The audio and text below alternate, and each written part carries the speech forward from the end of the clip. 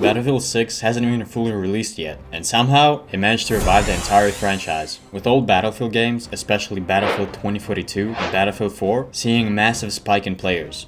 But how did a single beta test bring so many players back, with Battlefield 2042 having a massive 900% increase of players, Battlefield 4 with 250% increase, and other Battlefield games having around 70% increase? Let's take a look. Let's be honest, the Battlefield series has been in a rough state after we got this. With the disastrous launch of Battlefield 2042, leading most of the player base, including myself, to lose faith in EA, and just going back to older Battlefields instead, or leaving entirely to play other games. With that, player counts dropped, and for a while, it felt like Battlefield might never recover. Even though the Battlefield devs still updated the game and fixed a lot of the problems and glitches, except the maps. Holy shit, they were and still are just atrocious. Nobody can fix them. This map in particular is by far the worst thing I've ever seen. Like, I refuse to believe that they thought that this map was actually gonna be good. But anyway, it was too late. The player base got let down and left rightfully so. And then, one of the best days for Battlefield happened in recent times. On this infamous day, August 9th, the open beta for Battlefield 6 finally dropped, and people were fiending for Battlefield. The gameplay felt so addictive, and the gunplay, holy. The gunplay finally felt like your gun has actual weight, and the bullets were not just hollow. The destruction got a massive upgrade, like look at it. Looks so sick. And the maps, oh my god. I know it's only the beta, but out of the small pool of maps we got, they were actually very decent. They were really engaging and overall fun to play, except the Empire State map. All the homies hate Empire State. Nonetheless, they did it. The beta brought back the players I once had, plus a whole new player base of people who came from different game spheres, like Warzone, CS2, Rainbow Six Siege, and the cheaters.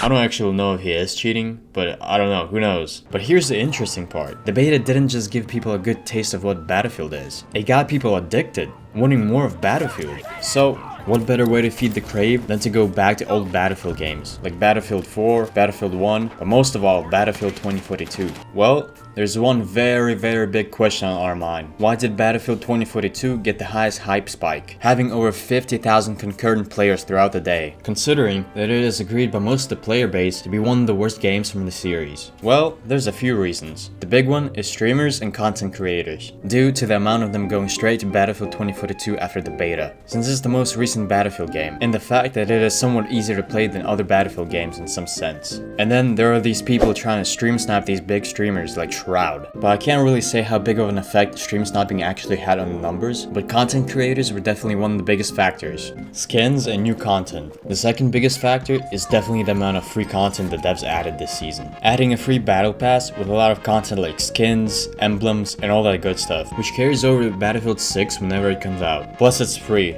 There's no point not to play. This also directly ties to the content creators. No, not those. I'm talking about the ones that are making guides on how to cheese your way through the battle pass. But hey, I'm not judging. I'd do it myself. But like, look at this. This is just genius.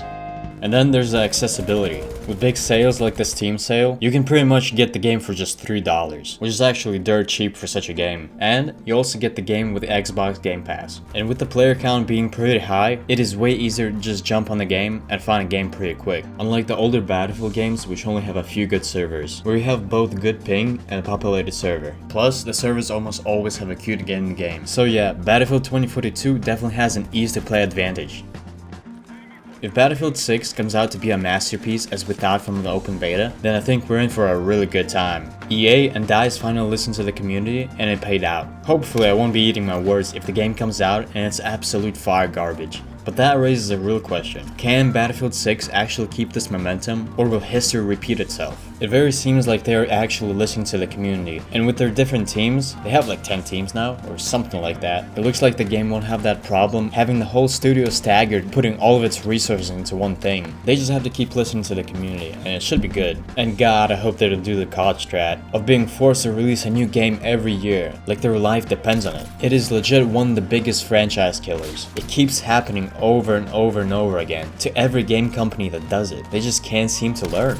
Either way, the Battlefield 6 open beta has already done something incredible. It didn't just get people excited for the future, it revived the past. And I highly recommend all of you to revisit all the Battlefield games before Battlefield 6 comes out. But What do you guys think? Does Battlefield 6 have what it takes to bring the series back to its peak? Let me know in the comments. And if you want more content like this, make sure to subscribe, and I've got more in the way.